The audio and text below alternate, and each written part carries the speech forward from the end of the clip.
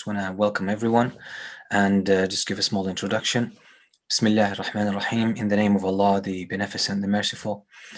Alhamdulillah Rabbil Alameen. Wassalatu wassalamu ala Sayyidina Muhammad wa ala alihi wa ashabihi ajma'een. Wa ba'd. Allahumma alimna ma yanfa'una wanfa'na bima 'allamtana وزدنا علما إنك أنت العليم الحكيم رب اشرح لي صدري ويسر لي أمري واحلل عقدة من لساني يفقه قولي. Assalamu alaikum everyone. Welcome to this webinar on the concept of success. We're going to approach it inshallah and from two perspectives. Look at the concept or the paradigm of motivation, and conversely we will highlight inspiration bi'idhnillahi ta'ala. So I want to start with a personal journey. Oops. Bismillah. So today's topic, inshallah, so just to give you a heads up, I will be talking for about 45 minutes, generally speaking. And by the way, the slides of the webinar will be available. Anyway, the webinar will be available on YouTube, on Rashidun's YouTube channel, inshallah, within a few hours after this webinar is over. And the links will be shared with you, bi'idhnillahi ta'ala. And the slides will be available as well for those who would like to receive them. So from a young age, I've always been taught, like everyone, that you have to work hard, you have to do what is expected of you. There are certain external parameters of success, of achievement, of work that you have to abide by. And success is very hard, tough. It's all about grinding. And this whole paradigm has been drilled into our minds. And my personal experience has been struggle with this. So I've seen for myself, I found myself to be, the harder I worked, the more resentment I felt within myself, that I started to hate even the concept of success itself. It started to feel very painful, uncomfortable, and most importantly, I felt I needed to sacrifice who I was in order to achieve success. So as if there was a trade-off that I needed to do, some kind of a transaction, and that was give up myself and achieve success in return. And if I was not willing to give up on myself or to let go of myself, then and my own individuality, then there was no chances of success. And I was actually taught that this was called slacking, laziness, lack of motivation, you're not ambitious, and things like that. So I've received that from many people around me, specifically teachers, mentors, coaches, etc. I would say like sports coaches, etc. So they said you have to sort of give up on your passions and do what needs to be done. And success is not about passions. It's not about what you're passionate about. It's not about what you love. It's not about doing what you love. It's actually about doing what you don't feel like doing. It's about doing the things that you hate doing. This is what success is all about. And as if this was not enough, this was overwhelming. And unfortunately, I would say, and from a bigger perspective, I would say fortunately, because whatever Allah brings, whatever God brings into our lives is definitely something that is good, even if it's painful and uncomfortable. There's always a wisdom behind everything. So as if all of this was not enough, then as I grew up, I started reading different literature. So I read a lot in self-help literature, and I watched a lot of motivational videos. And I know many people are addicted to those motivational videos, and they sort of beat you up, right? They actually tell you, you have to do this, you have to do that, you have to give up on your preferences, etc. And they actually make you feel guilty. So there is this thing about, success being very tough, hard, and unpleasant. The journey is very challenging, and it requires you to give up on your passions. It requires you to give up on the things that you love. I also consume that stuff. and I was convinced, and I started beating myself up. Everything that I sort of was attached to, everything that I felt passionate about, I started sort of to let go of it and borrow the principles of success and hard work from outside.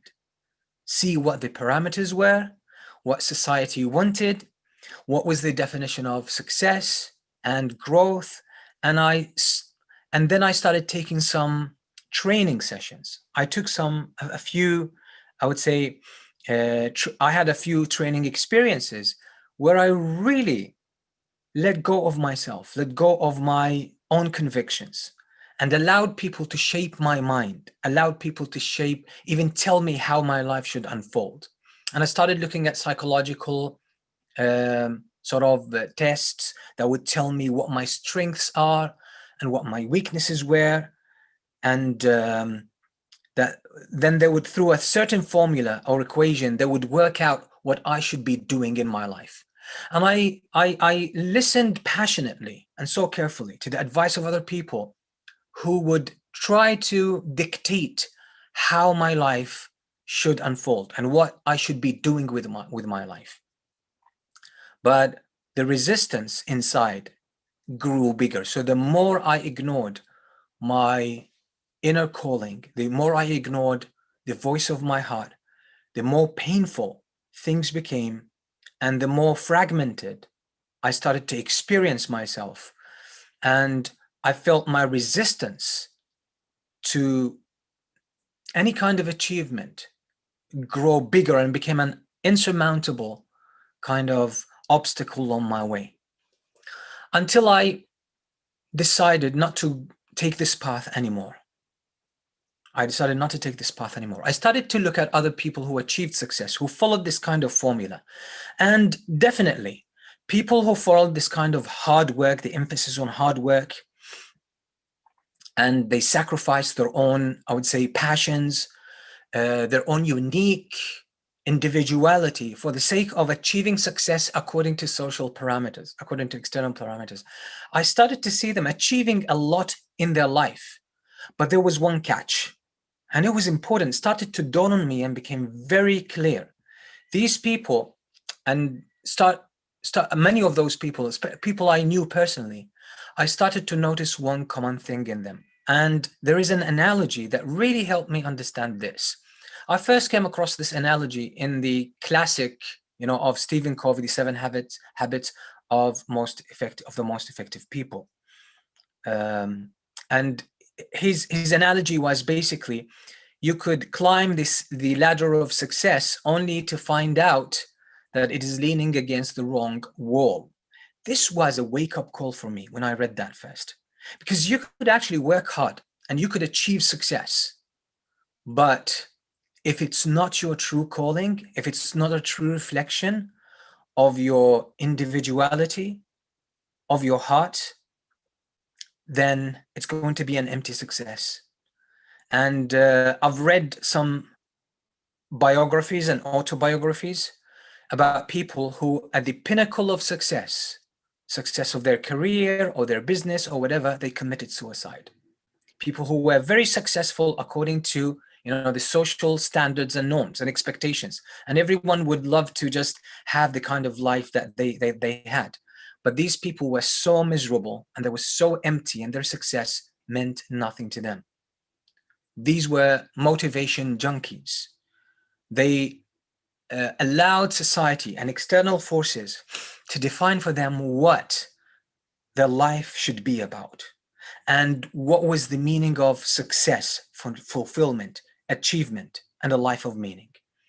So, and that made them drown their inner voice, the voice of their heart. That forced them to ignore, what was going on inside them, their inner world. They had to ignore it. So what I felt, and I thought at that time, this is pretty much like someone who runs a marathon. Let's say roughly, you're talking about maybe some marathons are about 40, 42 kilometers. So these people run a marathon. Someone ran a marathon and they did a very good job. And it's obviously a very tough thing. And before you run a marathon, you obviously need a long time of conditioning, at least 6 months at least, but ideally a year or maybe 2 of hard work until you build the stamina and the physical conditioning until you are able to actually take part in a proper and compete in a marathon.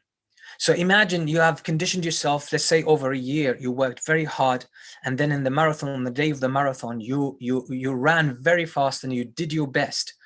And to reach the finish line, finishing first, and then to realize that there were different tiers, or that there were different groups in the marathon. So there was more than one marathon taking place. There was one for, a certain age range. There was one for males and females. There was one for people with physical disabilities. And you actually figured out, as you have crossed the finish line and you came first, that you actually ran the wrong marathon. And where you were registered, and your name was not registered, to realize this was an empty success. So many people, it seems to be and it's actually many people are going into this, that they're going through their life and they're achieving success only to realize that they have betrayed themselves, and their success becomes meaningless. It becomes a source of pain, regret, and sometimes shame. So when this idea became clearer to me, it was some sort of relief. Because when I tried to follow external advice, and I actually started a couple of projects, or actually a few projects, and every time I started them, I just felt like I felt miserable inside. It felt really bad to drown the voice of my own heart, and to ignore my own calling, and to completely follow external parameters. It felt really bad. It felt like it was the lowest, probably these were the lowest moments in my own life. And that caused me to research even further and start to look at things, maybe from a different perspective. And I came across this Canadian best-selling author from Indian roots, Robin Sharma. And I read some of his books and I watched some of his interviews, and I was really, something caught my attention, because he was a successful lawyer and he was making a lot of money. And he said, every time I woke up in the morning to get ready to go to work, I looked in the mirror and I hated myself. Day in and day out, I started hating myself, and I couldn't live with myself anymore. And I realized, although I was successful in my career and I was making lots of money, it did not resonate. That was not me. That was a lie. I was living a lie. And then he said, I decided to listen to the voice inside of me. And he pulled out of his career and he decided to pursue his passion. And then when he pursued his passion, he eventually wrote a book on that. And I think that his first book was The Monk Who Sold His Ferrari. And that became a bestseller. It became a big hit. And then that was a new career. He launched a new career, and that was to become an author, non-fiction author. And many of his books actually became, bestsellers. And he started, getting into training, started training people, training leaders, and so on and so forth. That actually opened my mind and allowed me to look at my own past, my own life in a different life, or in a different light. Then I came across the very famous graduation, ceremony where Steve Jobs, the co-founder of Apple, the very famous graduation, speech that he made, when he spoke about that you actually, do what you love, because there will be a lot of obstacles on the way, and unless you are following your passion, you won't be able to continue. And if you just continue again, you would have betrayed yourself anyway. And that made me actually think about, my own life, and think about even how I practiced, Islam itself, because a lot of the education that I did at the early stages of my life was actually forced. It was something that I had to do. It was why? Because these were the parameters, these were the expectations. So I want to share with you. So today we are meeting here. I want to share with you my thoughts about this. And subhanAllah, when I figured this out, I switched to another way. So rather than being a motivation junkie who's always, devouring all of these motivational videos and these books and these words of encouragement, and look at other people's success, and then, work from that place of trying to be like someone else, I actually gave up on all of this. And I started looking at my so-called laziness in a different light. And that changed everything for me. I realized what I had was not laziness. I was not slacking. And I suffered from what I called at the time procrastination. And when I looked at that from in the new light, I realized it was not procrastination. But there was part of me that wanted to be authentic, that wanted to be true to myself. I didn't want to betray myself. So this was inner resistance. This was the true voice inside of me telling me, you're just betraying yourself. You're just following, you're sort of, you're abandoning yourself, your true self, just to be an image that is drawn by external factors and forces and by society, which might not be yours. It did not resonate with me. So instead of looking down upon my procrastination and my so-called laziness and slacking and lack of ambition, I actually appreciated them because they helped me to remain true to myself. And then that led me to start, going deeper within myself and be honest. And when I did that, everything in my life changed. Everything changed. And I believe I had that at an earlier stage, because the majority of people who have this kind of awakening, they have it, in middle age. They call this the middle age crisis. People start changing career. People realize, even at the pinnacle of their success, they realize it's an empty success. This is not what I wanted to live. What I wanted to live. This has no substance to it. I can't live like this anymore. I just want to be true. I want to be genuine. I don't want to sell myself out to an external image that was drawn by society and maybe due to other factors. So that's what I decided to do myself. So I figured out, and then things started to come together. And when I remember sometimes having conversations with people or receiving some advice from people who were saying to me, you're growing older and you don't seem to be achieving what you set out to achieve previously. And I thought to myself, subhanAllah, I was acting from a place of so much calm and peace. Since I am being true to myself, I decided to turn my life into just a true self-expression without attaching to any outcome.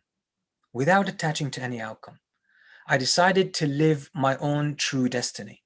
I decided to be true to the voice of my heart, to live from my heart, not to live from my mind, not to live from any social image, not to live from external expectations, not to live from reputation. I decided to live from within, just to be true to myself and true to my Creator. And whatever outcomes come about, whenever they come about, let them come. I don't mind. I'm not going to rush anything before its due time. I'm not in haste. There's no place that I need to reach so that I can borrow a sense of self from it. So I can say, yeah, I achieved this, so now I can feel good about myself. Or I can build some kind of reputation and say, okay, that's who I am. Because none of this, I realized that none of this was really myself. My true self is something that is between me and myself. It's something that's between me and my Lord, my Creator. That's it. And when I turn my attention to that inner world, I'm telling you, I find myself in a place in my life where I don't need any external confirmation of my success. And instead of chasing something outside of myself, it's actually the other way around now. I find my success to be just being self-expressive, to speak what's in my heart, to speak from my heart. And as long as I'm on this path, that's it for me. There's nothing I need to reach. If anything comes along the way, that's a blessing from Allah. So I try my best to be in this state all the time. And I don't need to be motivated. I don't need to be motivated. Sometimes I work 18 hours a day, and I don't feel, it's not like hard work at all. It's actually fun. It's more like a dance, if you like.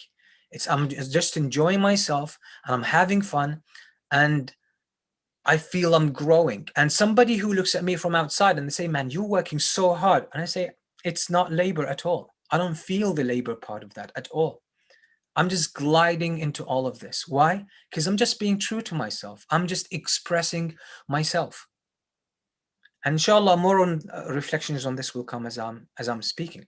So we have these two different paradigms: either motivation, which comes from, again, the external part of who you are. This is your persona, your social identity. That's an idea that was actually built or given to you by your parents, people in your life, and then the larger society.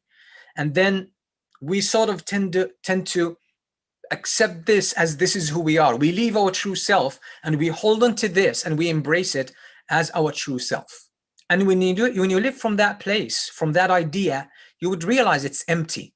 So you always need some kind of external motivation to fill you up, because that idea, that sense of self, is empty. You need external validation. You need encouragement from outside. You need praise. You need external proofs of your success. You need accolades. You need degrees. You need titles. You need a reputation to feel a little bit of satisfaction, which actually ends up being short-lived and very temporary. And then you will inevitably find yourself in that empty, meaningless sense of self and state. So this is why you need motivation. This is why you need to push yourself to work, force yourself to work. So this is what is usually being, propagated. This is what's been circulated, and people have been, convinced or brainwashed that this is the way to success. But there is actually another path, which is more efficient, more effective, and it's way more easier, and it's more fulfilling, and that's inspiration. Inspiration. So we're going to explore where motivation comes from and where inspiration comes from and what are the differences.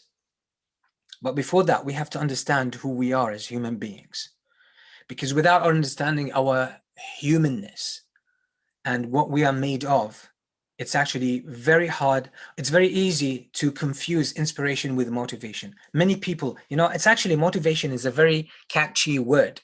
It's one of those, sweet spots where everyone, how can I motivate myself? How can I motivate myself? So this is why, as I'm speaking today, I will use a neutral word, which is drive.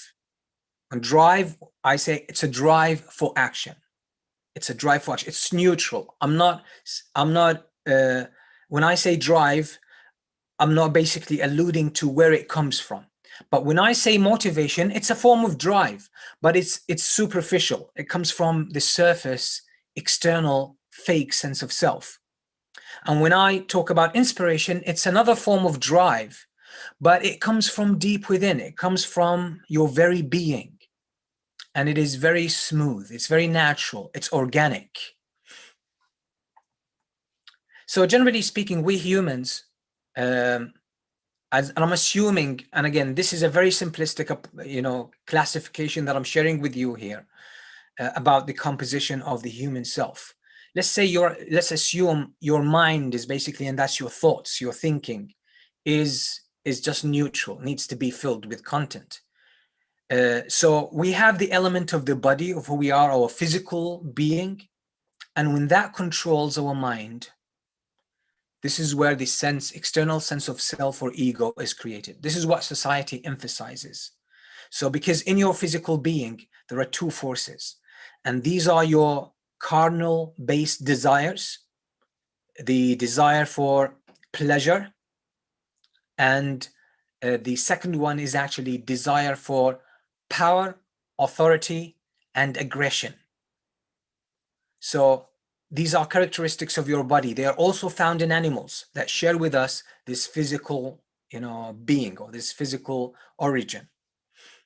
And when these dominate the mind, this is where your sense of self, your sense of ego comes from. It's all about your desires. It's all about filling yourself up. It's all about me. This is the self-centered approach.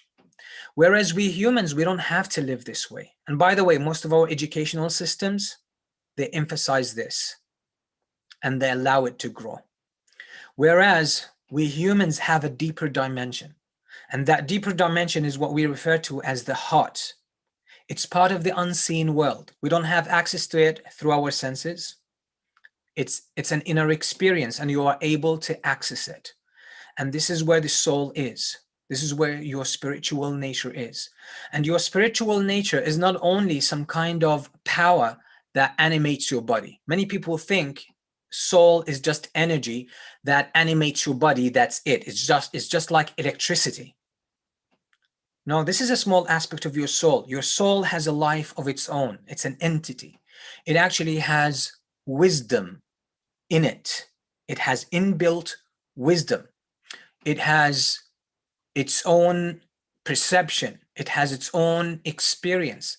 And the interesting thing about us humans is that this is the essence of our sense of self. Originally, this is where our sense of self is. So we are primarily spiritual creatures.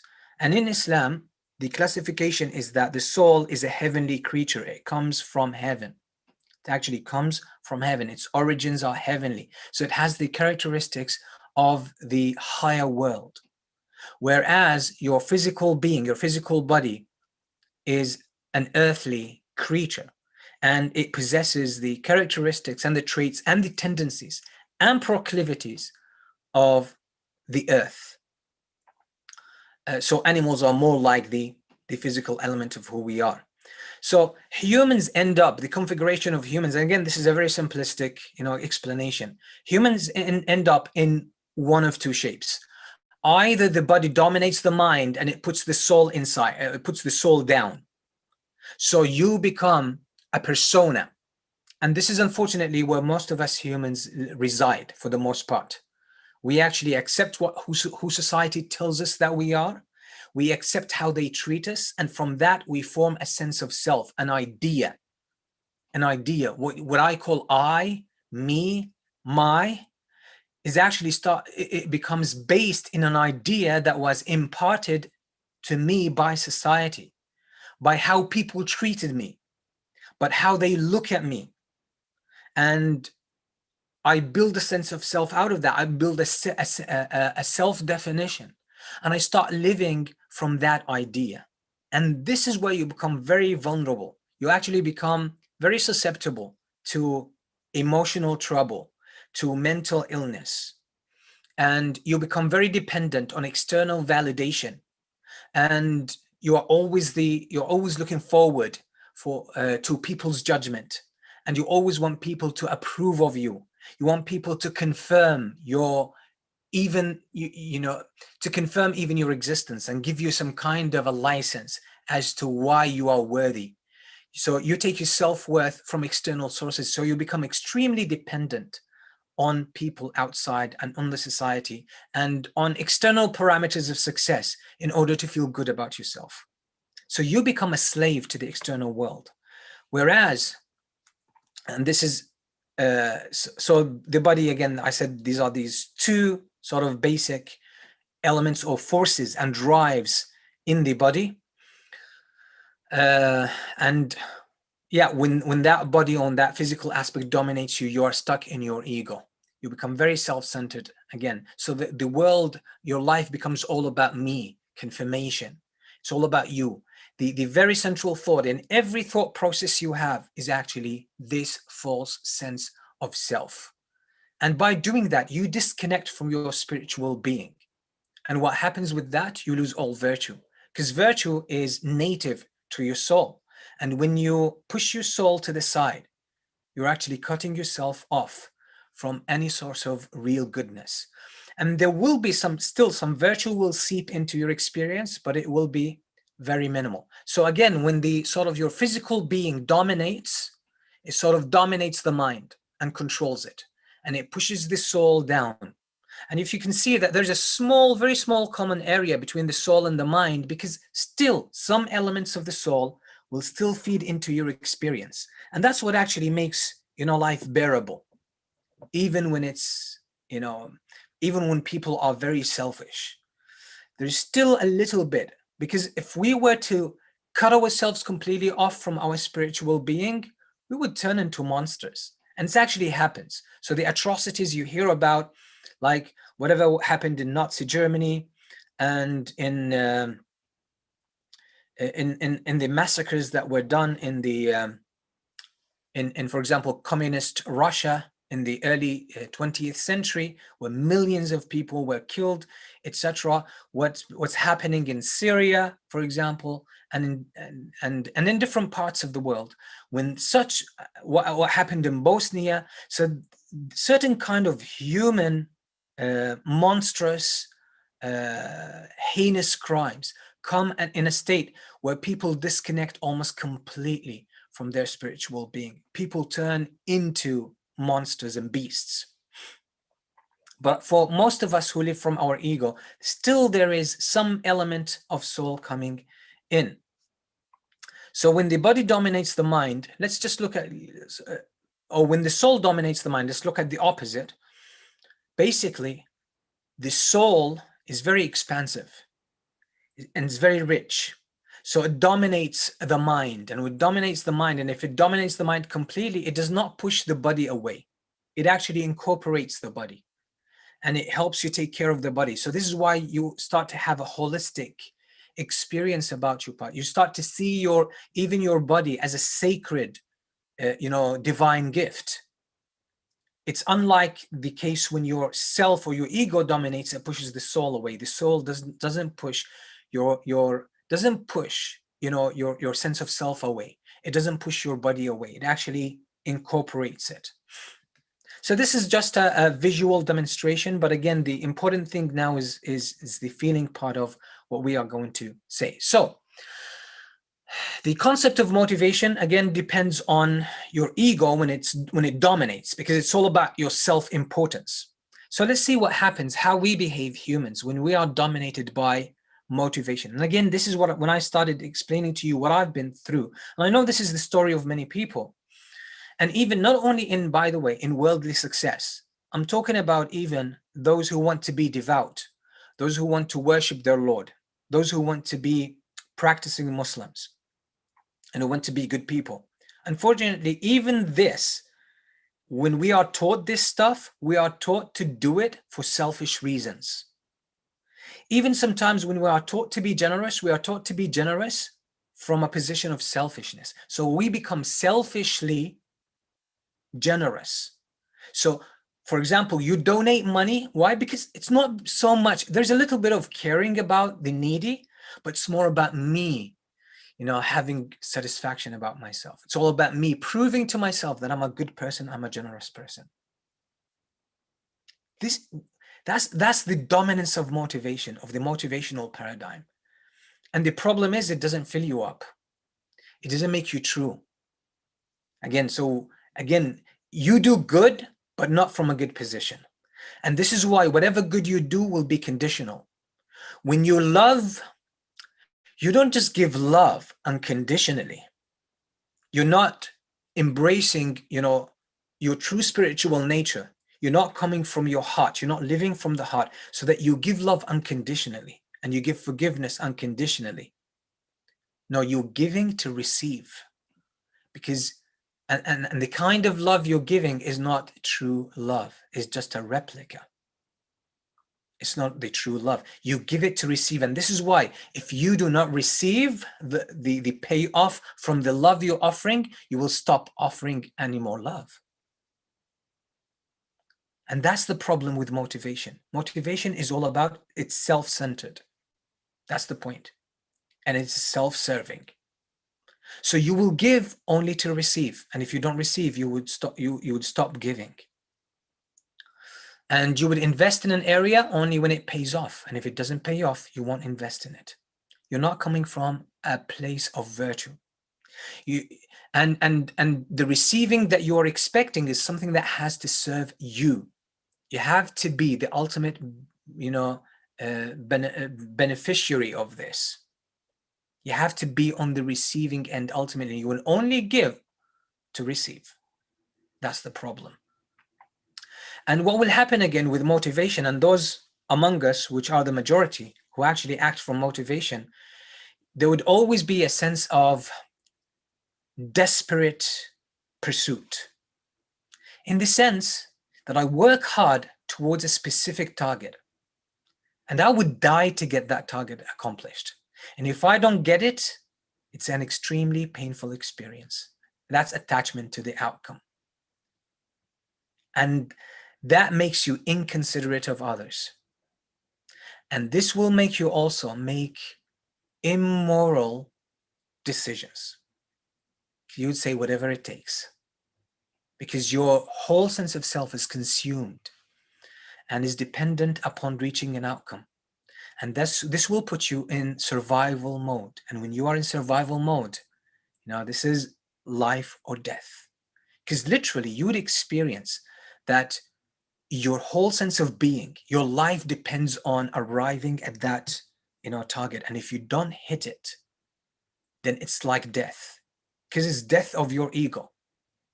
And actually, even your body would respond to it with a stress response, with cortisol, adrenaline, and stress hormones.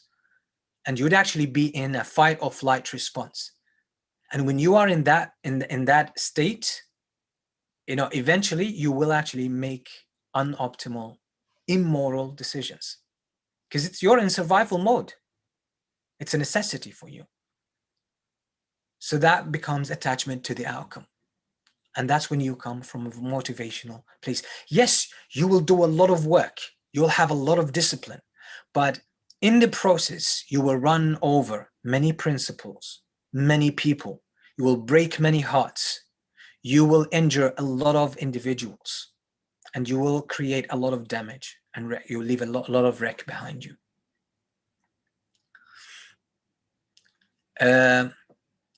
Because again, your sense of self is drawn from the external achievement. Again, so you're acting from emptiness. You have this deep-seated realization that I am empty, I am nothing, I am worthless. And I'm so needy, I need something to confirm my existence, my worth, my value. And it must be that success. And why is it? Why does it have this capacity to validate who I am? Because it draws attention. Because it wins you external validation. So you become a slave of people's opinion. You're no longer a free person. And if you look at many achievers, they're actually acting from this paradigm. And this is what motivates them. And they're very disciplined and they're hardworking.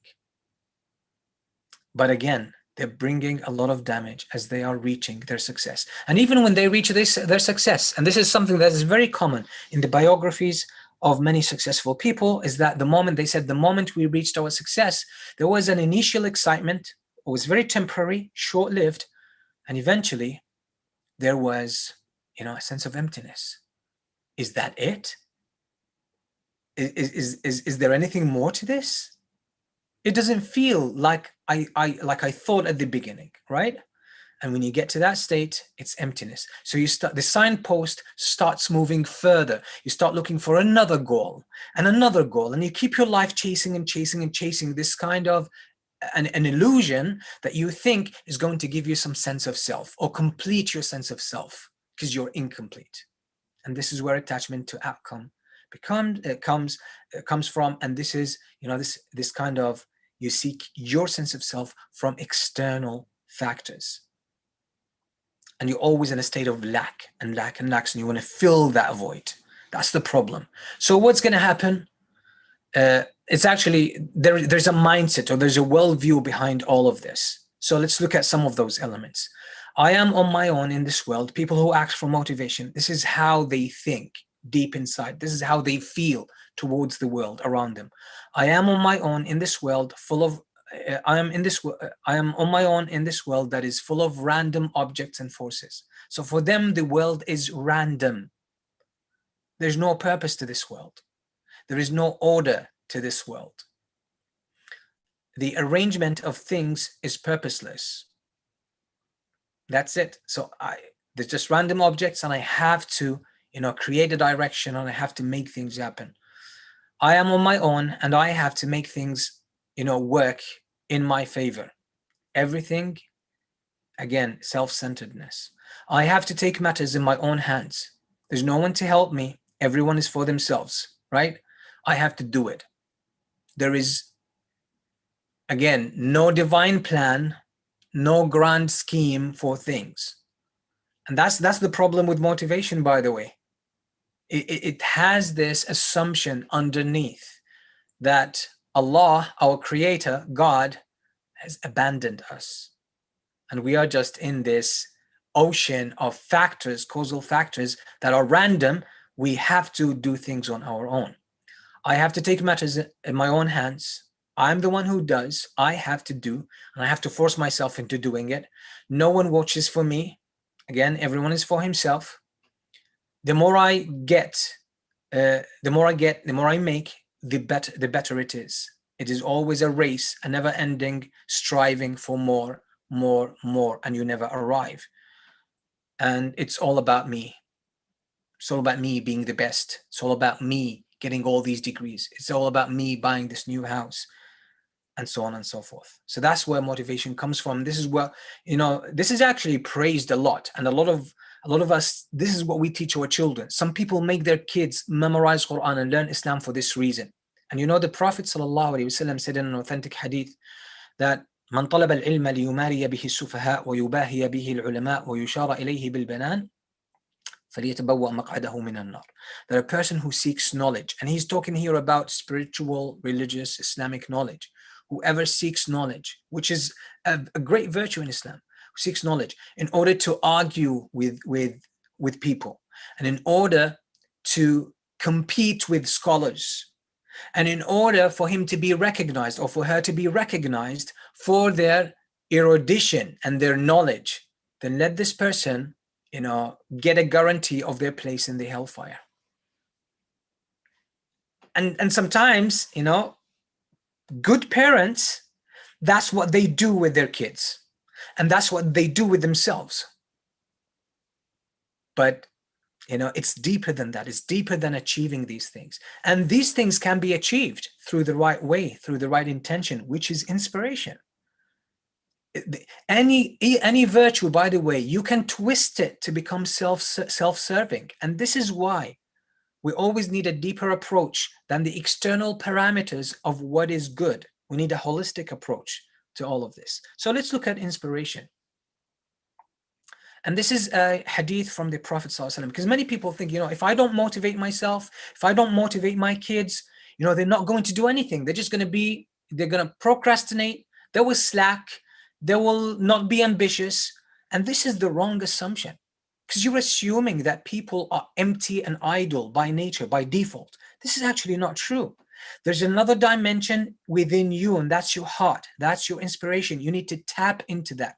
That's your spiritual nature. You need to tap into it. Inspiration, by the way, means in spirit, meaning you're acting from your soul, from your spiritual side.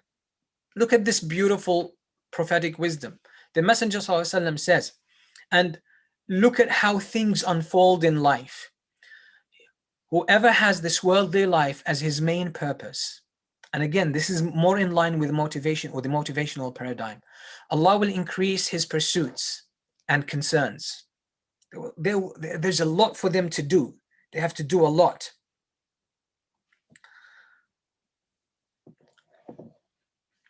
Allah will increase their pursuits and concerns, and will let lack and poverty meet him or her wherever he looks or she looks. And he will only get from this life, what was preordained by Allah. Again, you will work hard, you will achieve something, but that thing was already written for you anyways, because nothing happens except what was written. But your approach to it was very difficult and full of labor. Let's look at inspiration. And whoever makes the akhirah, which is the next life, meeting their Lord, their main purpose in this life. And this is acting from the heart, from the soul. Allah will reduce his concerns into one, meaning there's not a lot of pursuits. Life is gathered into one purpose. And this purpose is so encompassing that it includes everything else, but it feels like one. You're not scattered. You're not fragmented. There is clearly a very unified, holistic, direction in your life. Allah will reduce his concerns into one and will impart a sense of wealth and abundance in his heart. This person will have satisfaction inside, so they will not pursue their goals out of neediness. There's no attachment to the outcome. They don't feel anything outside, any success they achieve is going to add any sense of self to them. They're already full. They're already whole. They're acting from that richness within that is built in. That's inspiration. Look at what happens in the world after that. And Allah will make this world serve him. Allah will make this world serve this person, even if it were to refuse it. Allah, because Allah controls the world. God controls this world. It's under his command. Allah will arrange the world in a way that it will serve you if you act from that place within. So let's look at, we looked at motivational worldview. Let's look at inspirational point of view. What are the assumptions underneath? How does it see the world? How does this kind of person who live from their heart and they approach life from that place, how do they see the world? For them, there is a transcendent will that permeates the universe and sets everything in motion. This is opposed to the idea or theory of randomness. There is no randomness. Everything in this world is happening according to a divine plan. There is divine will that is transcendent, that is animating the world, everything in it, at every level. Whether you're talking about galaxies, the level of macro level of the galaxies, or you're talking about the micro level, the smallest, which is the subatomic particles. Everything runs according to plan, according to that will. Everything in existence is a product of this will. It's like a stream that is running through existence. The world as you see it, existence as you're experiencing it, is actually a product. It is this will manifesting in reality. This will is creative, merciful, wise, it's love-based, it's unlimited, and is responsive. So anyone who's just scraping on this, please hold back your whatever. Oh, come on, man. And then if you can, I'm not sure if you can handle this.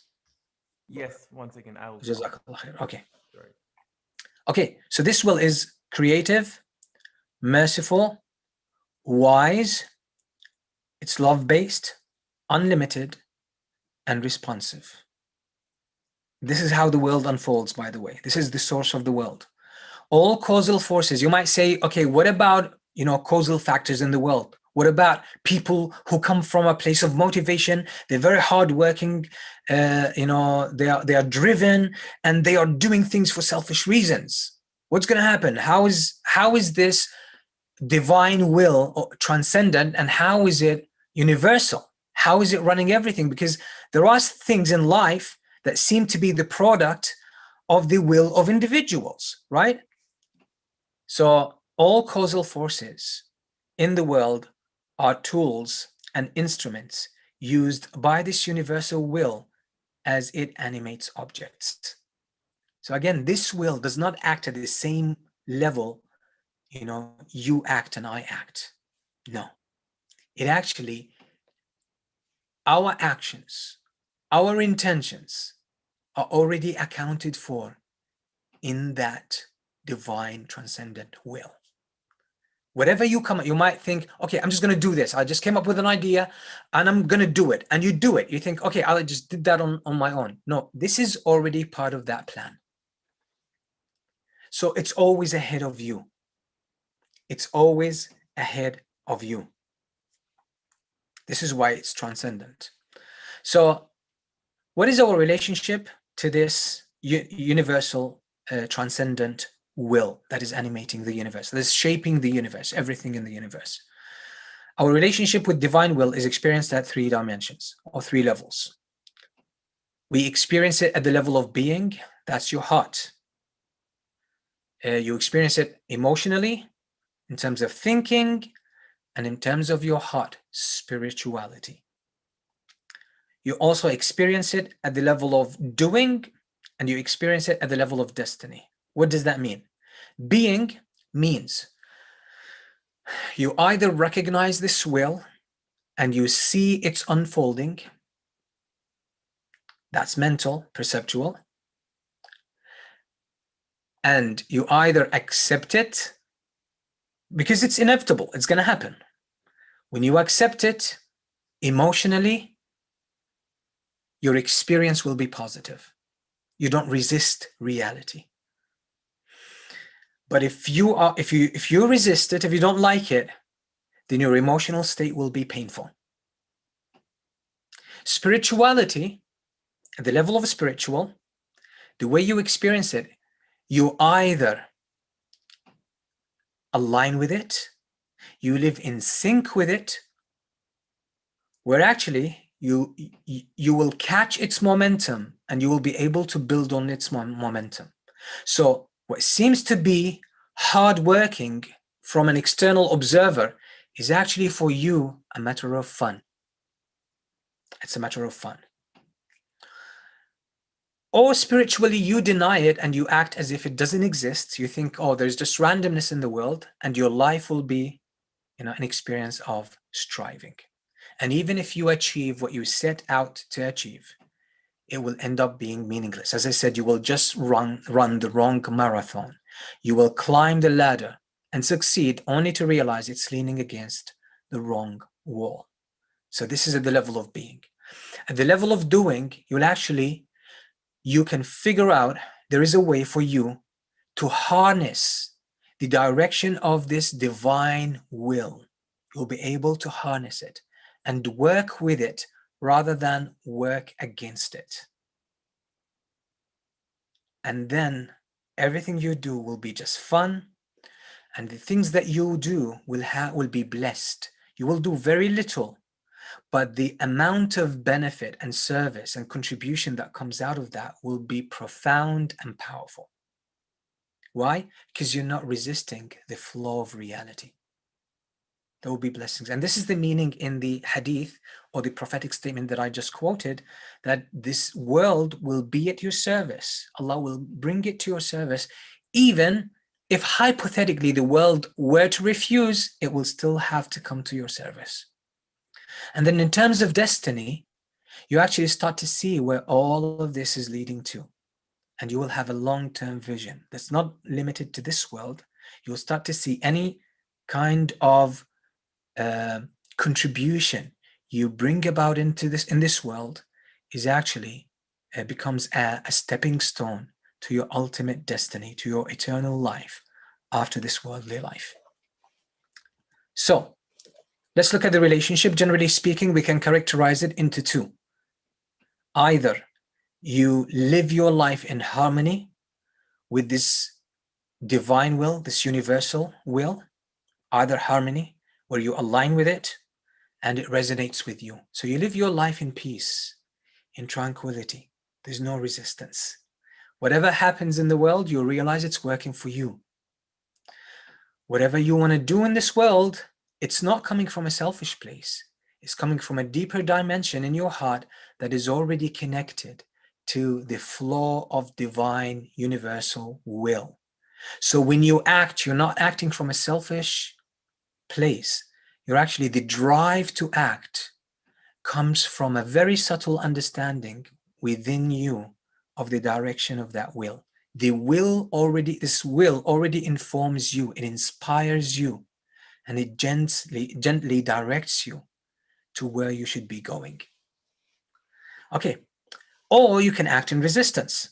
You act in resistance, you think, I'm on my own, the world is random, I have to make things happen. It's all about grit, hard work, it's all about discipline, it's all about working against all the odds. I mean, again, if this is your attitude, this is what you're going to get. And you might get results, but again, they will be empty. It will be an empty success. When you act, by the way, with harmony, for someone who's observing you from outside, they will actually wonder, where do you get all this energy from? Because you seem to be working hard, but your inner experience is one of flowing, And by the way, in psychology, there is this experience of flow, right? They say you're in the zone. There's few expressions, but generally speaking, you are in a flow, you are in the zone. And it's characterized, by the way, by a few things. The most notable are two things.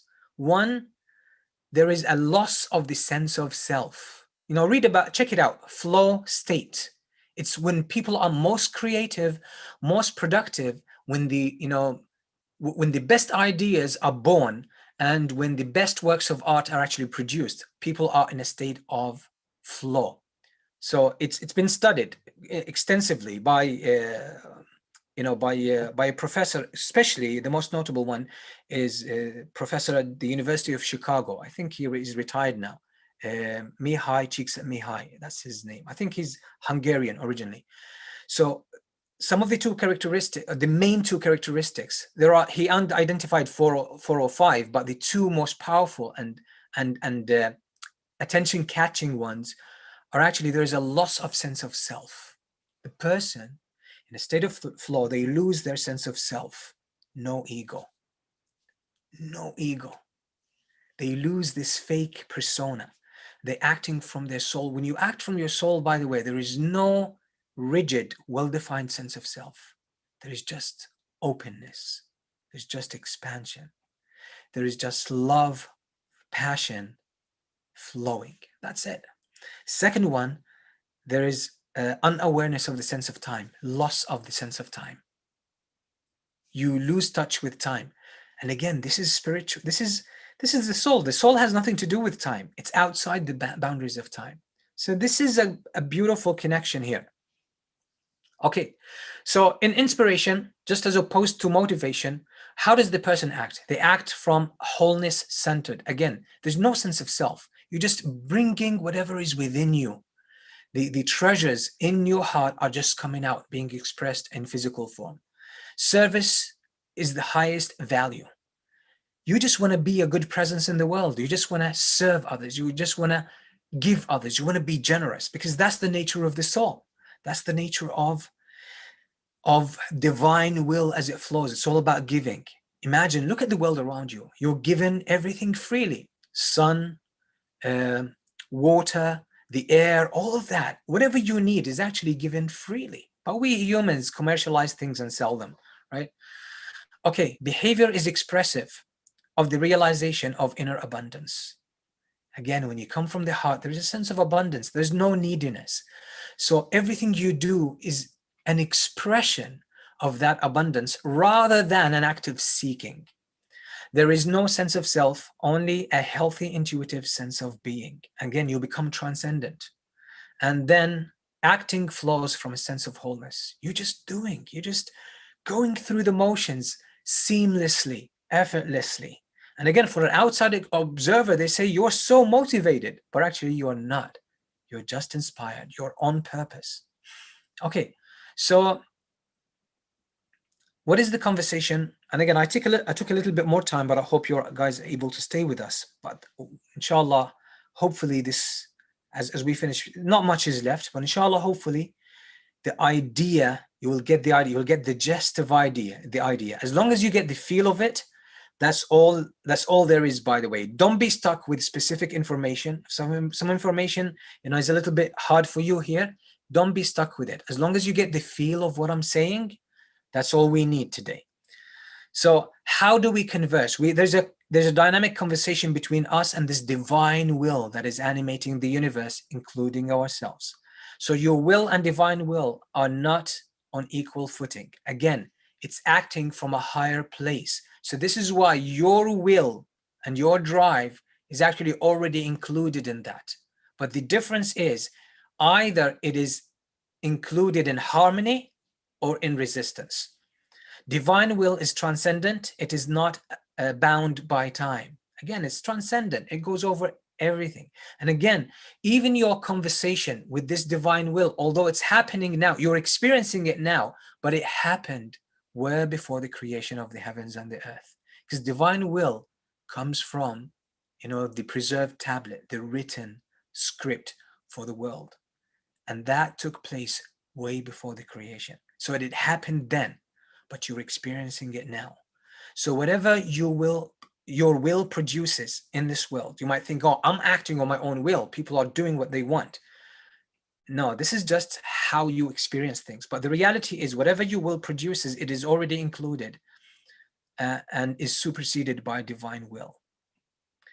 Whatever we eventually do will always turn out to be what the divine will already decided. Again, so you just can't go against it.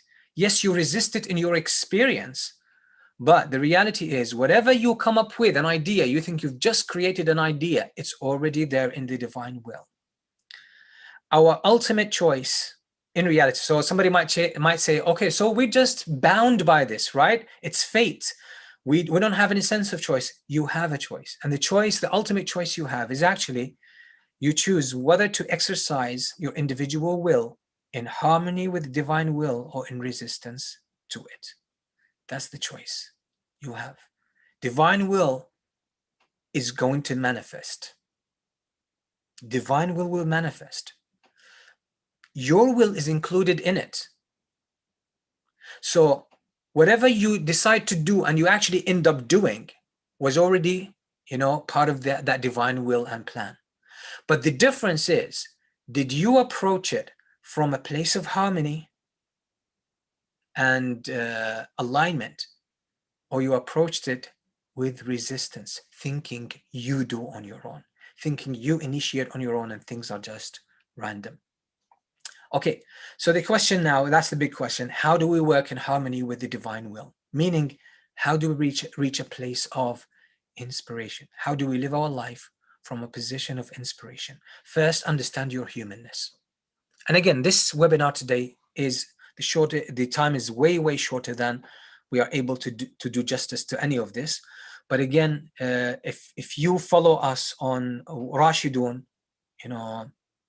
and again, I communicate usually through my Facebook page, public page, or inshallah, the website will be ready very soon, bi'idhnillah ta'ala. And also the YouTube channel, inshallah, will start to be active. So this video, inshallah, will be posted there. Then I'll be trying to make videos almost every 2 weeks. So we will try, generally speaking, to answer such a question: how to understand your humanness. What does it mean to be human? What are the elements active within you? How to, configure the elements within you in a way that, brings you in alignment with this divine will. Live from your heart, live from the heart, and then you can use your mind and intelligence. But don't live from an idea, which is the ego or persona. And when you do that, you will use your heart as a tool, and it's not going to be good. Harness the inspiration and the guidance of divine will and follow its lead. And that's again when you connect to your heart, when you start living from within, when you listen to the voice inside of you, when you don't tell yourself off. If you are lazy about something, by the way, it's not something you need to get rid of. Laziness is a message from your inner heart. It's resistance. There's a reason, because your heart might be telling you by means of laziness or lack of ambition that you're trying to push me in the wrong direction. I'm not going there. So not all laziness or procrastination is actually bad. You need to dig deeper. Use your sense of purpose and mission. Your sense of purpose and mission will open up incrementally. Be patient. Again, a lot of people, they just want to know, what should I be doing with my life? This is something that opens up and unfolds slowly. Just like as you grow an apple tree, you're not going to get the apples tomorrow or next year. And you can't, speed up the growth of the tree. If you actually do that with fertilizers and chemicals, you're just going to ruin it. You're not going to get a good apple tree. So things take time. This is the unfolding of this divine will. And if you are acting from a place of haste, you're acting from motivation. Inspiration is patient. It has all the time in the world. There's no haste. Rapport will emerge. This kind of connection and understanding will emerge between your heart and your mind. So again, there's no conflict between your heart and your mind. And your intuitions will grow more practical and insightful. So when you start on this journey, many people will say, you're not motivated, you lack the drive, you're not about results, you're just, waste your time thinking, contemplating. No, it's be practical, be real. This is what these people will say, but these people are stuck in motivation. And subhanAllah, I personally have met many of these people who sort of, again, did not personally treat me well because they thought I was, wasting time, or I was not serious, or I lacked ambition. And these people were very productive. But I'm telling you, subhanAllah, years later, sometimes 15 years later, these people are still very productive at the same level, and they have not really upgraded to a higher level because they were stuck at a very low frequency. And the very little that I do at these times, very little that I do is actually, subhanAllah, produces way more than they produce in a month. And I'm talking about a matter of 2 or 3 hours. So you are acting with two systems. You can think of this inspiration system as a quantum experience. It's way more profound, where little effort pays off great dividends. It's very powerful. Where, as opposed to working so hard at the level of motivation and producing very little, even when you produce it, and if you produce a lot, it's actually meaningless. And you'll see a lot of the, some of the most successful people in the world who act from motivation. You find that they are the richest people in the world, and they are the most miserly. Or you will find them the most greedy and really poverty-stricken people. Why? Because they don't have any sense of abundance within, because they're acting from motivation. They always want more. They never get enough. And this is one reason why there is a lot of imbalance in the world, by the way, especially when it comes to wealth. Whereas people who act from inspiration, for them, they feel divine love and care within them, and they see it in the world around them, and they decide to bring it, to be an instrument for that divine will, to bring that goodness to the world. And that's what they want. And then because they give that abundance comes back to them. But it's not an attachment for them. It just comes to them. And when it comes to them, they appreciate it as a gift, and they put it to good use. So that's, generally speaking, the difference between, again, motivation and inspiration. So again, sorry for taking a little bit more time, but I'll be happy to take questions now. So inshallah, we are able to do that. Brother Adnan, do you want to take over? Jazakumullahu khairan, Sheikh. That was a very impactful and powerful session. I'm still in my thoughts. I don't know what to say, but the chat box is open. Okay. Questions are coming in, and just a quick guide for everyone posting questions. Please make sure your questions are posted to everyone and not the host. So they are put out in public and they're not sent in as direct messages. Jazakumullah khairan. Okay, so we have Sister Camila here, I believe. No, there's one before. 1 second. So we have, I believe, Burhanuddin. What work are you involved in now that brings out your true purpose? It's what you see me doing now, speaking about these things. So it's basically living in the, you mentioned working 18 hours a day. Okay, so basically the work that I'm involved in is actually finding this paradigm in our classical books, in our tradition, Islamic tradition, seeing it's scattered all over the place. Hardly can find any specific even chapter on this, let alone a book. It's only statements scattered here and there, and a lot of hints that are indirect. And even in the divine text, in the Quran and in the Hadith tradition of Prophet Muhammad sallallahu alaihi wasallam. So looking for that, searching for that, and figuring out what that means. and how is that implemented, and how can one live by that? So this is what I do.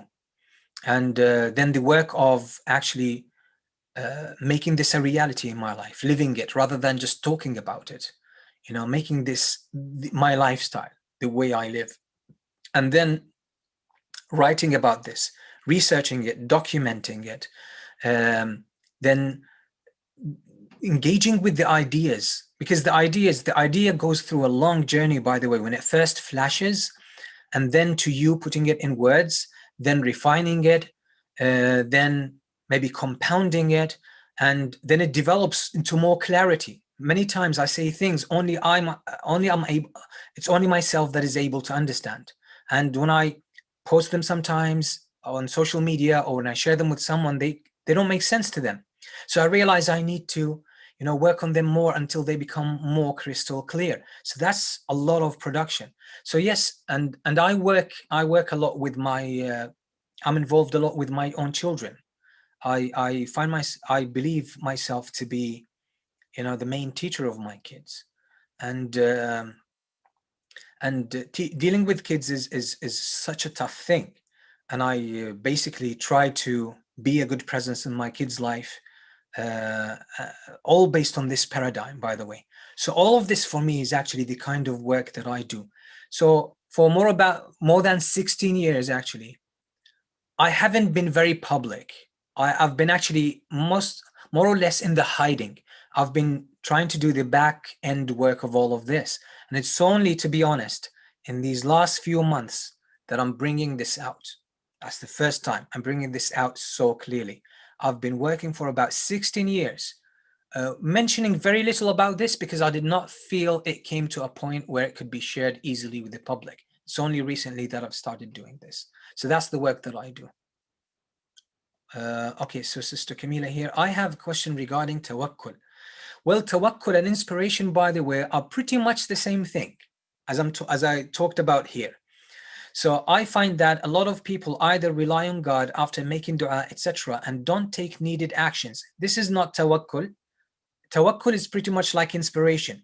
When you are in line with your heart and you harness your compassion, your passion and your love, and this will lead you to this divine will. You will sort of harness it, you will sense it out, and then you will get a sense of direction, and you will be driven to act on inspiration.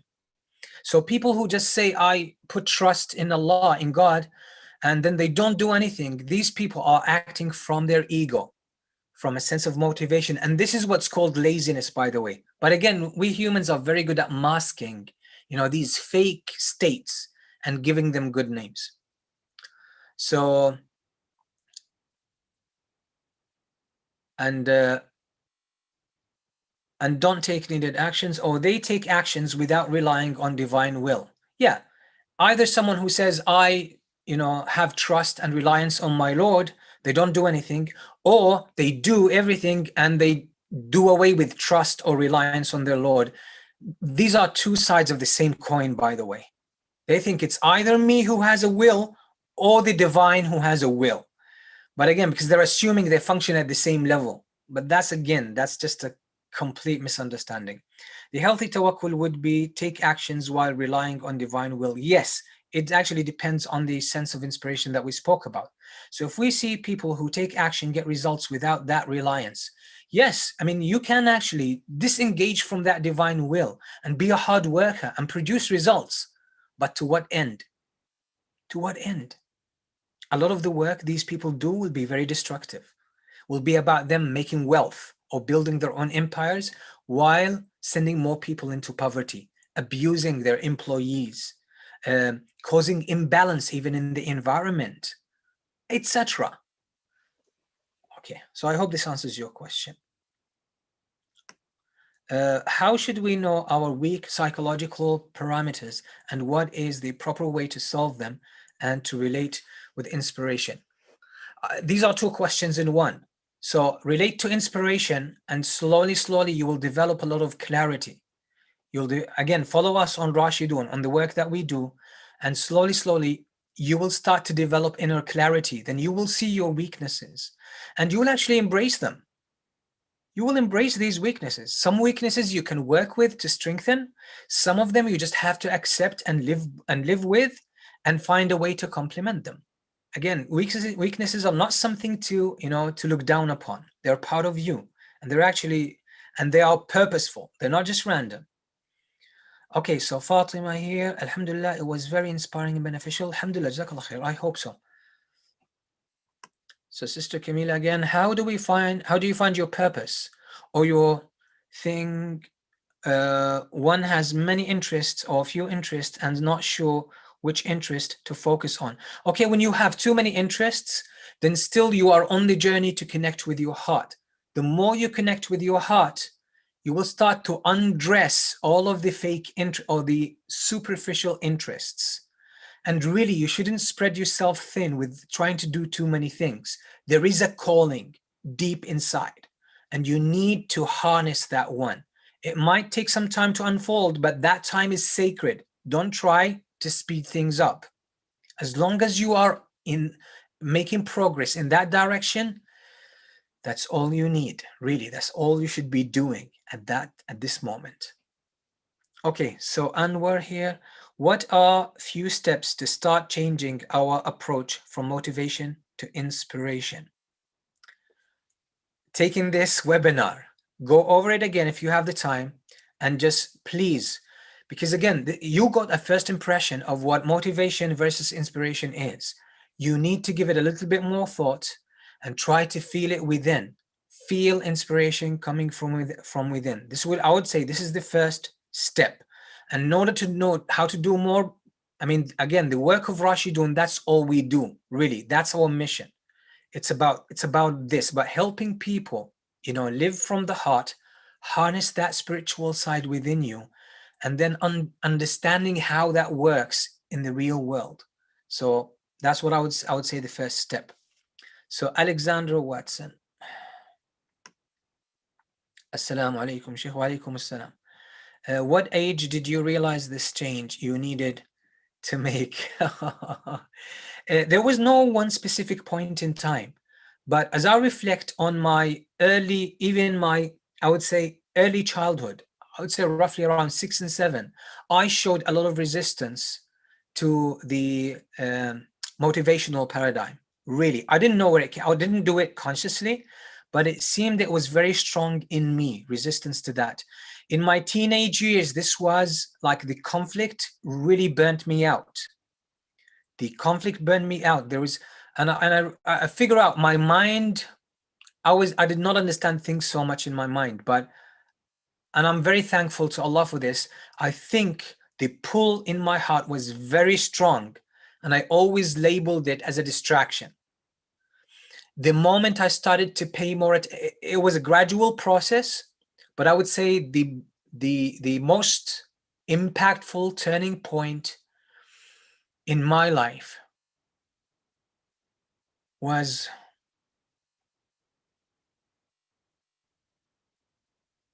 was 13 years ago, when I was 30 years old. That was the biggest turning point in my life. Was like my whole direction started to change. But I'm telling you, I'm still going through so many turning points where this concept of inspiration, takes more root and gets hold of me even stronger. And one of them happened 2 months ago. Yeah. Okay. Thanks, Alexander, for this question. Okay, Mahmouda, how all laziness is not bad? Yeah, laziness could be a resistance because, okay, if some people are allowing external influence to dominate them and give them direction, so they are already abandoning, the voice of their heart. Your heart is going to push back, and your heart will push back. How will that translate in the real world? Through laziness, procrastination. So if this is the case, you want to pay attention. It's not like, oh, okay, it's good to be lazy. No, it's not good to be lazy, but laziness could be coming from a very good place. It's telling you, hey, you're drowning your true voice. You're trying to adopt a path that is not for you. You're just trying to meet people's expectations. So your heart is giving you a very strong message. So in that sense, you need to pay attention to laziness and listen to the message hidden within. Yeah. Okay, so Zakia, how do I access my heart again? I have suppressed and ignored my soul for years, and I feel very lost today. Believe me, all of us are this kind of person. So again, this is, I mean, this would be a long answer, but what I would say, follow the whatever we offer on Rashidun. Again, this is our mission. This is our mission to help people do just that. So if you follow us, inshallah, we hope we will be able, to serve. Allah will enable us to serve you in this regards. Okay, Fatima, jazakallah wa iyyakum. Najneen, assalamu alaikum, alaikum salam. Is this video, or will this video be available on YouTube? Yes. Our YouTube channel is called rashidun.com. Rashidun.com. So inshallah, it will be uploaded. I would say give it 12 hours and inshallah it will be uploaded. Can I add something, Sheikh? Yes, please, Adnan, go ahead. Yes, I think 12 hours would be a safe time till it's available on Rashidun. The video, as we're speaking right now, is being streamed on YouTube and it's public at the moment as well. So right after the session ends, if you go to Sheikh Matusim's Facebook page, you will find a link to the video. And then after 12 hours, a more edited video will be published. So we'll have to do some editing to the current stream, and a proper, more official link will be available in 12 hours. But right now, a link is available. Jazakallah khairan, Adnan. Okay, so Sister Camilla, how do we know if the laziness is serving the purpose you mentioned or its avoidance of discomfort? Yeah, unless you sort of develop a good understanding of your inner calling and the voice of your heart, then it's hard to tell. It's hard to tell. So you need to know where this laziness is coming from or where this resistance is coming from. So just develop self-clarity. You don't need to do away with the laziness now. Be comfortable where you are. Just, go deeper within yourself, and slowly, as you connect more to your true self, things will start clearing up. It takes time. That's natural. Don't rush that. Okay, Sister Seema here. How do you stop yourself from falling into fear? If you have a dream you wish to accomplish, but are afraid you won't make any money. I think, okay, Sister Seema, this might be coming from, again, a motivational paradigm. So motivational paradigm is all about, if you don't make money, you're not good enough. If you're not succeeding, you're not good enough. So your self-value depends on it. And that's probably where fear is coming from. So what I'd recommend is, please don't let external voices drown your true voice. Don't let that happen. It's going to be very painful. I'm telling you, if anyone just listens to external voices and pushes their life in that direction, they might achieve some monetary success, but I'm telling you, the older you grow, the harder it becomes to fix things, and you might get to a point where your life becomes very miserable. Don't drown the voice inside of you. It's extremely dangerous business. I'm telling you, it could really mean a very miserable life afterwards. It could mean a dead heart, on the long run. So don't do that. Money is a provision from Allah. As long as you listen to your voice, you bring your contribution into the world, I'm telling you, you're gonna become an active agent, a contributing agent. Divine will utilize you as an instrument for good. And if you bring good into the world, you're adding abundance into the human experience. When you add abundance, Allah responds in kind. The Lord of the world responds in kind. You bring in abundance, Allah will bring abundance in your life. It doesn't have to be your bank account. There are so many people who don't have lots of finances, but they're living a very rich life. So, and again, so the more abundance you bring, the more abundance will come to you. And you can only bring abundance to the world when you are acting from that place within. Okay, so Aqsa Mahmoud, I believe here. Have you got any book where all your sayings is in one place? No, but inshallah, I am working on something, but it's going to take some time. It's going to take some time because, again, not everything is, I'm not able to articulate everything very well yet. it's work in progress, and I'm not gonna rush that thing. When it comes, inshallah, it comes. Okay, Adil, Assalamu alaikum, Adil. How do parents develop the true purpose of life in their children practically? Good question. Unless the parents have done this work, they can't help their children.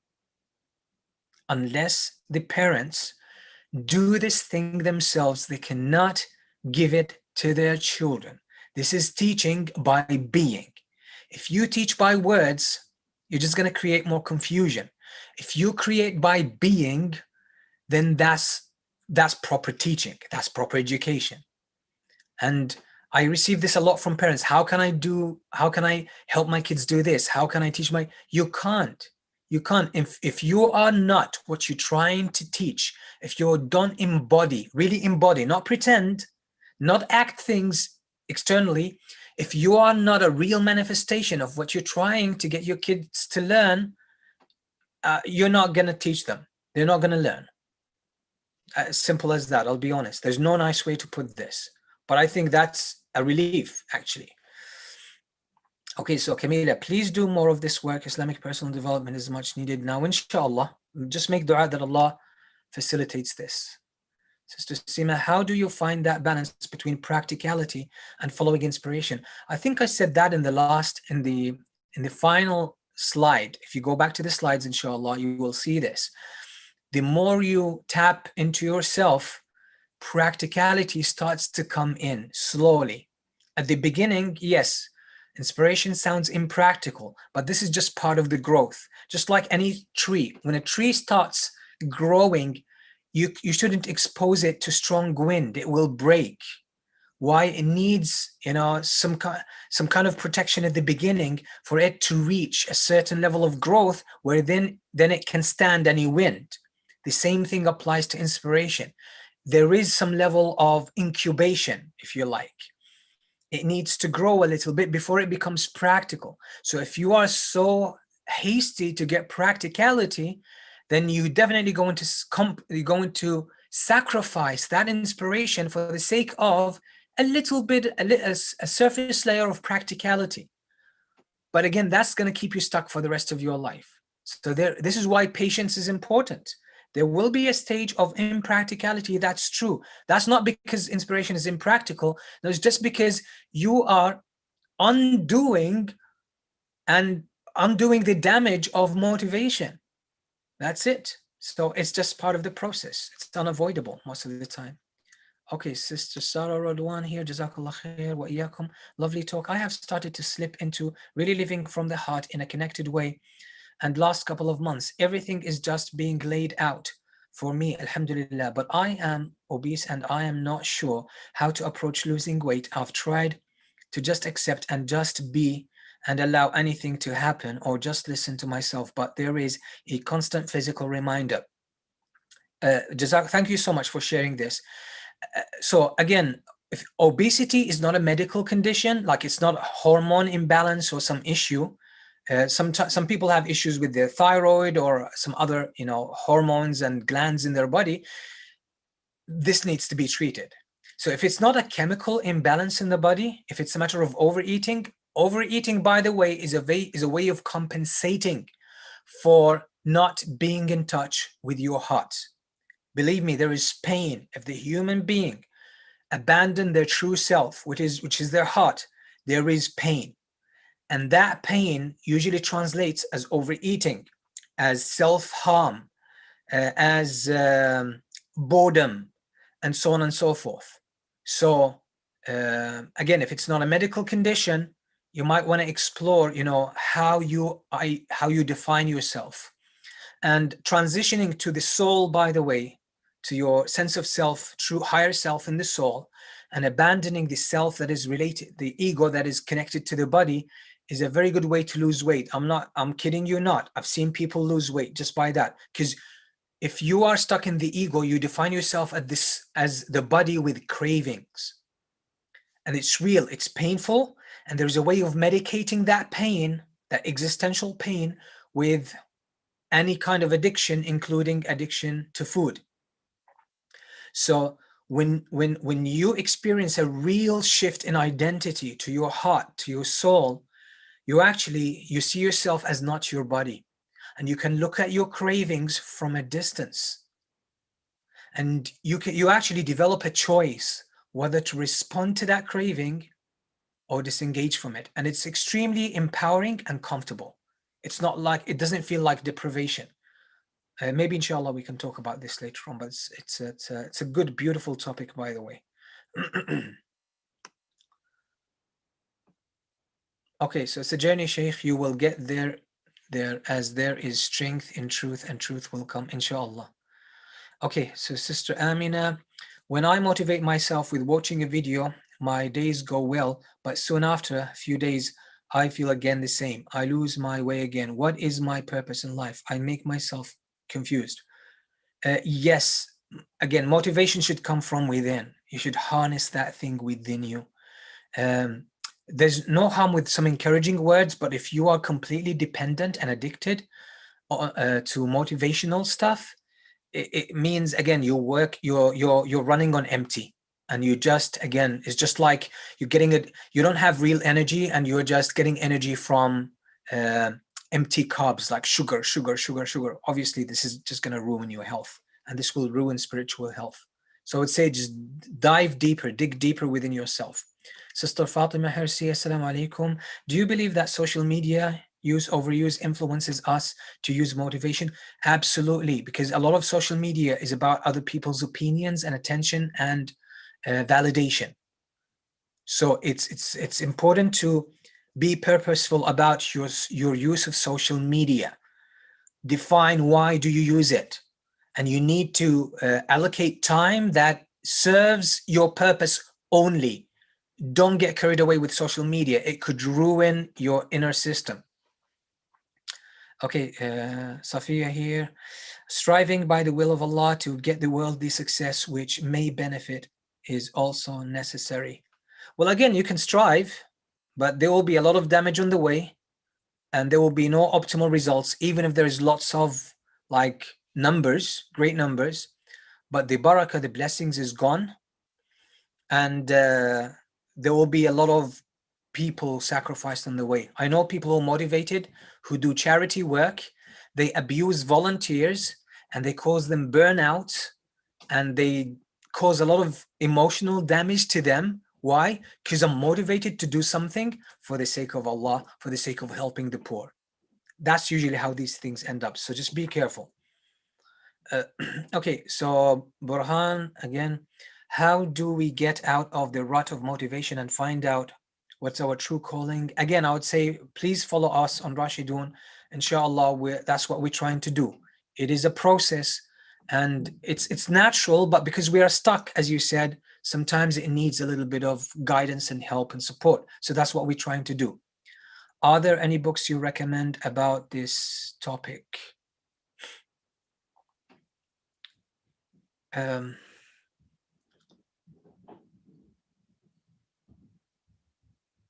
I would recommend you read the book called Flow, psychological flow. Is actually helpful in this regards. It is by Mihai Csikszentmihalyi. Again, his name is difficult, but you just if you Google it, the book on flow or the psychological state of flow, it is the main resource. This book. So I would recommend this for the time being. Okay, so but this is not specifically about inspiration or motivation, but it's related. So Mamuna, Khizr, there's a lot of questions. I'm not sure if we should. What do you recommend, Adnan? We should take the questions, Sheikh, for Okay, a bit more. perfect. I'm cool. I'm cool. Yes, yes, please. Okay. So Mamuna Khizr here, can you share how you use this inspiration model in raising your kids? Can you share what it would look like in real time, like day to day? Okay, so I can't do that now fully, but I'm just going to give you a small glimpse. And inshallah, we're thinking actually one of our upcoming free webinars will be actually on this. So I will be talking about that. And I'm actually thinking of, packaging it in a good sort of seminar or training. Hopefully, inshallah, if I can do a good job with this. So basically, I used to judge myself as a parent, as a good father, by the behavior of my kids. and I became very judgmental.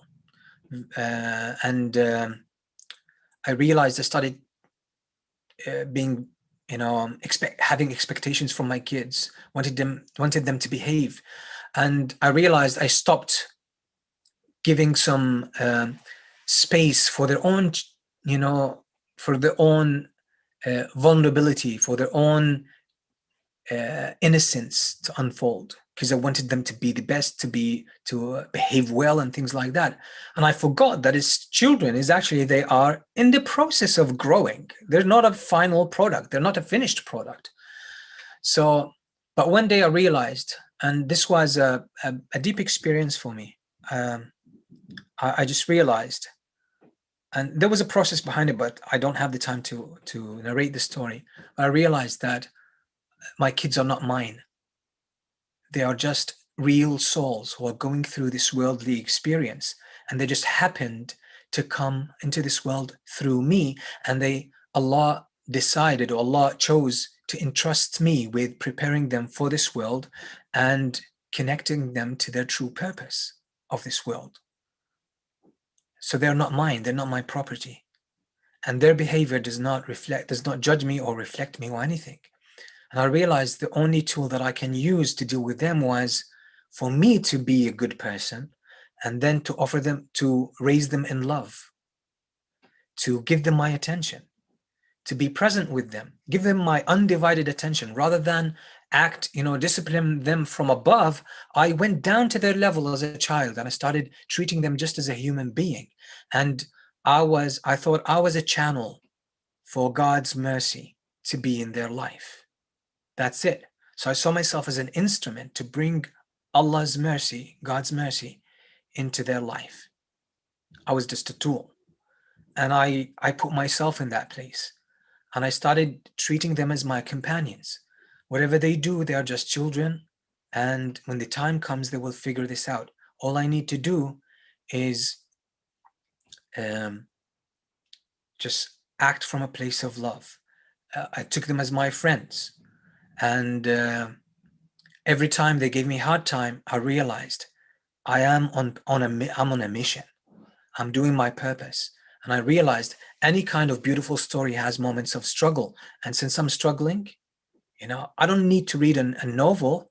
My life in this way is a novel. I don't need to read about anyone's struggles. My life is a struggle. So this is life happening. Why should I expect life to be so easy? So in this case, I stopped judging them. I started accepting any way they behave. I accepted that as coming from a good place. I found no need to judge them. I was blessed with this time to spend this part of my life with them. And I decided to make this a spiritual experience, the best. So I want to be a good presence in their life. I want to be a good influence. And that's it. And I found out that whatever I feel rubs off on them and influences them. And I found out that by not picking on their mistakes, just me trying to be honest and be present in their life, like fully, like my attention is there with them fully. And I also even, I was comfortable even allowing them to see that sometimes I was unable to deal with certain things, and that I would just learn how to deal with these things. It's okay that if I don't know. So they started to grow more comfortable. Even in my presence, they're more comfortable with their weaknesses. The fact that they don't know, they started to grow. I didn't need to teach them to be comfortable with that. They saw me comfortable with not knowing and with being not unable to do something. They started to see that it's okay. So they just felt it, and they started to embody that. And at this point, they are my best friends. They are my best friends. We play together, we read together, we study together, we travel together, we eat together, we make food together, actually. And um, like we do everything together. And it's just, and believe me, they teach me just as much as I teach them. So this is how it actually ended up being with my kids. I didn't plan it this way. It just started unfolding. I was just open. I was not judgmental.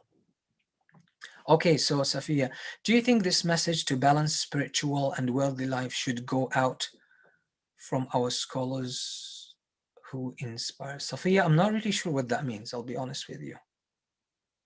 But Yeah, I'm not sure. Okay. Najneen, how we parents should teach our kids, motivational or inspirational? I mean, shouldn't we show them the way they should go in life? Yeah, absolutely. You should.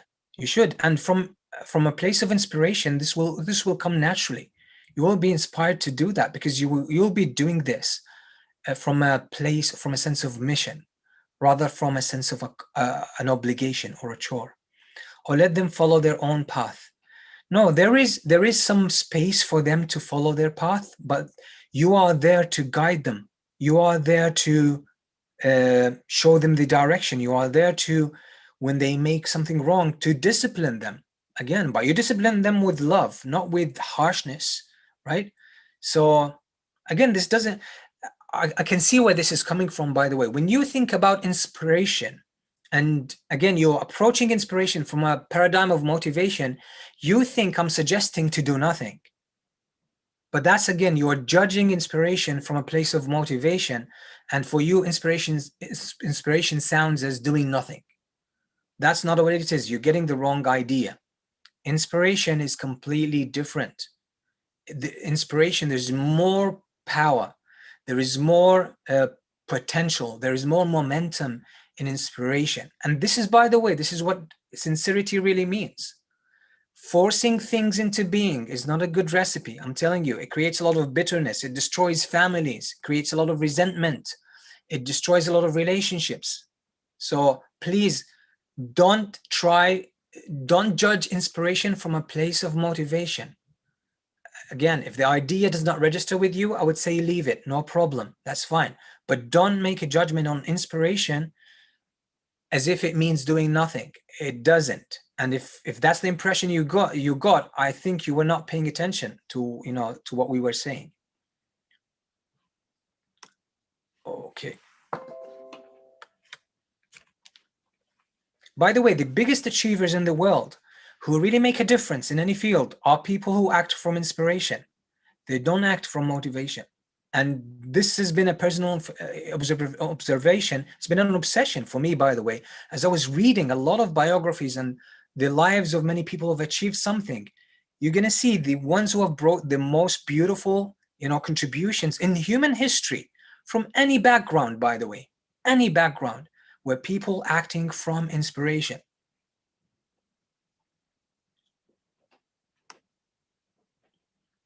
Okay, so Sean Zia, so academia and the corporate infrastructure isn't equipped to deal with COVID-19. I'm not sure what this has to do with.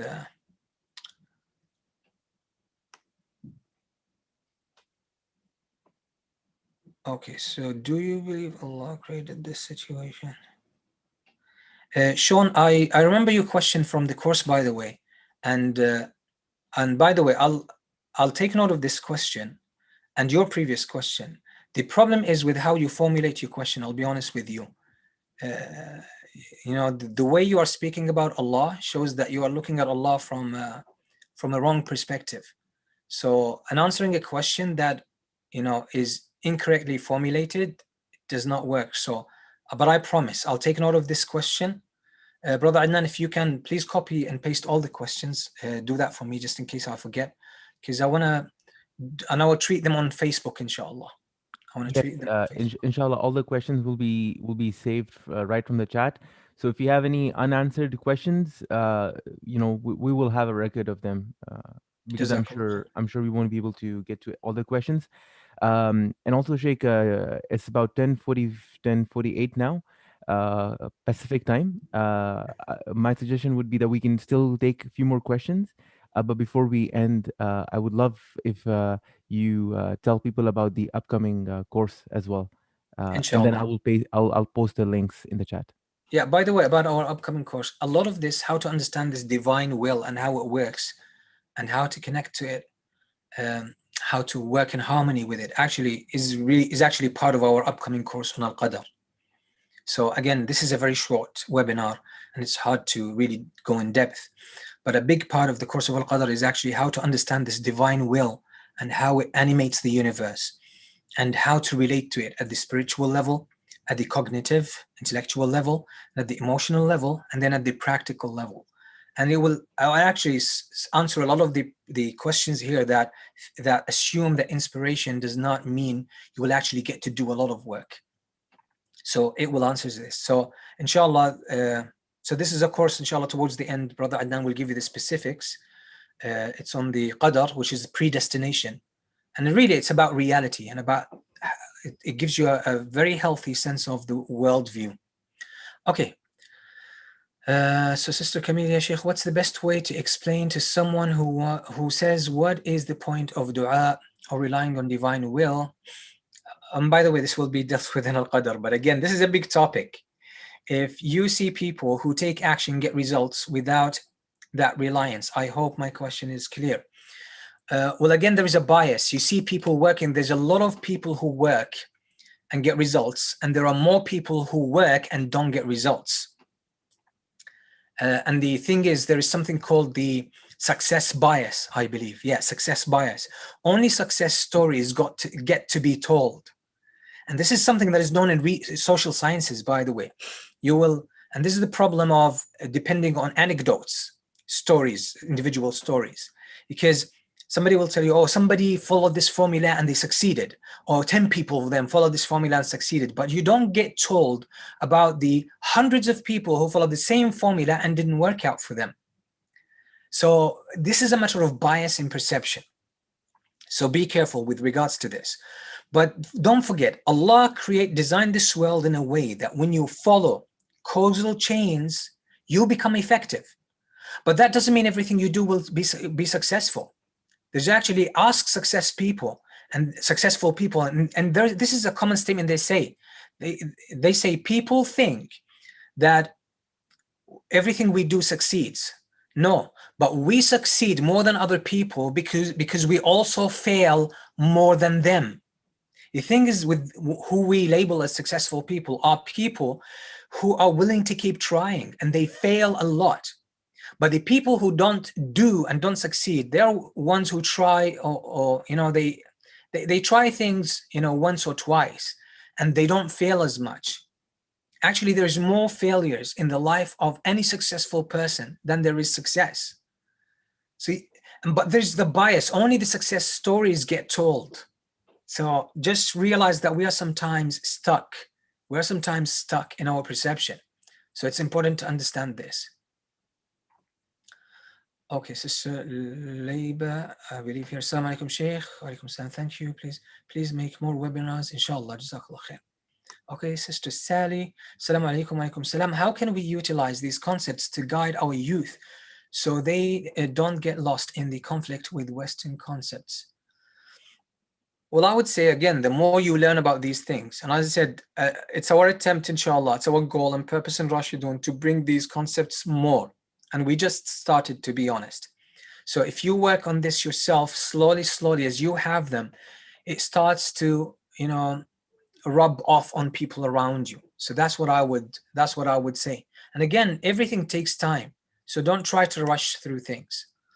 Sister Nusrat here, can we summarize that inspiration comes from a place that trust in Allah? Yes. Asking Him for everything you want? Yes. And you will be inspired. Once you tap into your heart, there is momentum there, and you will be inspired to do. The Prophet ﷺ was inspired to do. Anyone who's really achieved something great and beneficial in life, they were moved by inspiration. People assume, many people, when they act from a paradigm of motivation, they think, oh, inspiration means you just sit back and you don't do anything. That's actually not true. This is motivation with laziness. This is lack of motivation. But what we're talking about is a completely different ball game. It's different, and unless you experience it, you don't know what it is. That's the issue. So don't follow, don't deprive yourself, of this by judging it from that place.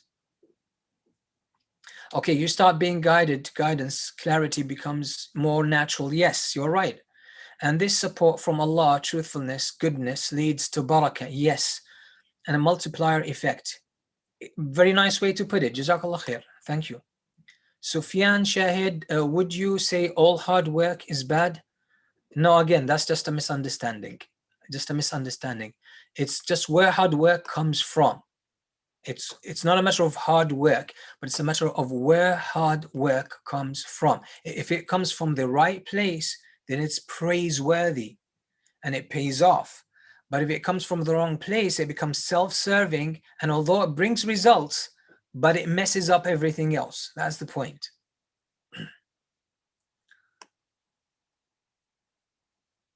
Okay, I think we should stop here. So we will take the questions, and maybe it's actually a good thing to do. Maybe on Facebook, then we will start, answering these questions that have not been answered, inshallah, because some of them actually require a little bit more explanation. Some of them require a little bit of addressing the assumptions that are in the question. Okay, so let me then just say, inshallah, and I've seen a lot of these questions actually are things that we are going to deal with in depth in the course of Al-Qadr. And the reason why I say a course of Al-Qadr, it's a long course. It's about 2 months of every Saturday.